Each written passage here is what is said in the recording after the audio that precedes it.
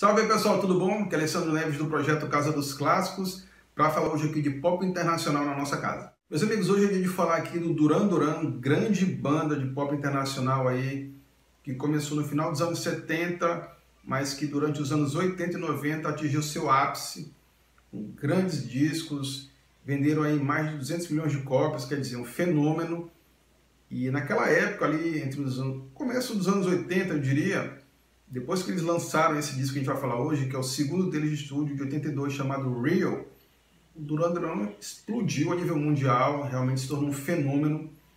Foi tanto sucesso que eles chegaram a ser chamados de Fab Five, olha só, em alusão aos Fab Four, que são os Beatles. Tamanho era o sucesso deles na Inglaterra. Enfim, uma banda que marcou, vendeu demais, o pessoal explorou muito também o visual do Duran Duran, quer dizer, 5 rapazes ali novos, bonitos, talentosos, que tocavam muito bem, excelentes músicos, e foi importante, até porque o Duran Duran foi uma dessas bandas que investia muito na imagem, moda, glamour, enfim, roupas. Eles realmente tinham muito cuidado com o seu visual, e isso foi muito importante no decorrer de sua carreira. Pois é, galera, além de Fab Five, como eu falei, outra alcunha que o Duran Duran recebeu foi de serem os bonitinhos do rock, né? Justamente pela questão da aparência física. O pessoal explorou muito isso daí. Duran Duran teve realmente muito sucesso, muito fã. Como eu falei, depois desse disco, era uma febre no mundo todo. Venderam demais esse álbum. Real vendeu aí mais de 11 milhões de cópias. E o nome Real, realmente, é isso aí.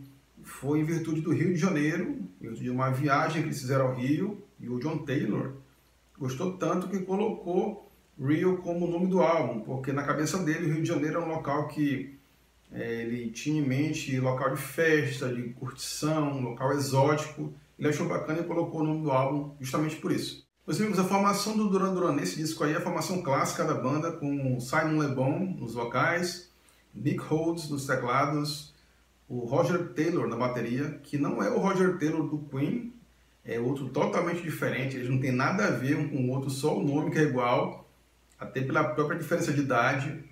Na guitarra, o Andy Taylor, e no baixo, John Taylor. Outra coisa importante, John Taylor, Roger Taylor e Andy Taylor não tem nada a ver um com o outro no que diz respeito a parentesco. São totalmente diferentes, não tem nada a ver um com o outro, são apenas músicos que se conheceram e tocaram lá no Duran Duran. Galera, com relação aos clássicos, eu destaco aqui 3 canções e vou iniciar com a faixa título Real. No caso de Real, essa canção é muito importante na carreira do Duran Duran. O videoclipe também é muito conhecido, muito famoso. Essa canção que fala de aventura, de amor, enfim, eles gravaram esse videoclipe lá no Caribe, em Antigua, e muita gente acha que foi gravado no Rio, e não tem nada a ver com o Rio essa gravação. Eles gravaram fora daqui, apesar do nome do álbum ser Real. E eu destaco também que o solo de saxofone do Andy Hamilton, do Roxy Music, outra banda britânica, que também é bem conhecido e importante. É uma canção fundamental na carreira do grupo e, obviamente, é desse trabalho aí. Galera, outra canção importantíssima para o Duran Duran é Hungry Like the Wolf, o videoclipe, que é importantíssimo, a canção, o clipe, enfim. O clipe foi gravado em Sri Lanka, vários clipes foram gravados lá desse disco aí. E o vídeo, que foi importantíssimo, como eu falei, na carreira da banda, ele teve inspiração naquele filme do Indiana Jones, que foi o Indiana Jones e os Caçadores da Arca Perdida, acho que de 81, que foi um ano antes do disco. Então, o alcance foi imenso, o Duran Duran ganhou muito fã, porque estava o tempo todo na MTV também, a MTV explorava muito a banda, e foi fundamental esse videoclipe, que no caso da canção fala também de uma história de caçada do homem a uma mulher, enfim, mais ou menos isso. E meus amigos, o destaque final com relação aos hits é obviamente Save a Prayer. Pessoal, no caso de Save a Prayer, como eu falei, eu considero um clássico, um hino da banda, uma das suas canções mais importantes e conhecidas. Ela que tem sua letra aí baseada no romance, enfim. Mais um videoclipe que foi gravado no Sri Lanka, mais uma. E uma curiosidade é que durante as gravações desse videoclipe aí, o guitarrista, o Andy Taylor, ele pegou uma virose, ficou doente, enfim, teve que ser hospitalizado. Acabou atrapalhando depois a turnê do disco. Enfim, mas isso é apenas uma curiosidade dentro de Save a Prayer, que é um clássico, e certamente você já ouviu em algum lugar. Pois é, pessoal, no caso do Duran Duran, depois desse disco aí de Real, de 82, a banda realmente mudou o patamar radicalmente. Muito fã, principalmente as meninas, como eu falei, o Duran Duran tinha essa alcunha dos bonitinhos do rock. Realmente exploravam demais isso neles, essa questão da moda, do glamour. Eles gostavam de se vestir bem, com terno muito maquiado, enfim. Estavam o tempo todo na mídia.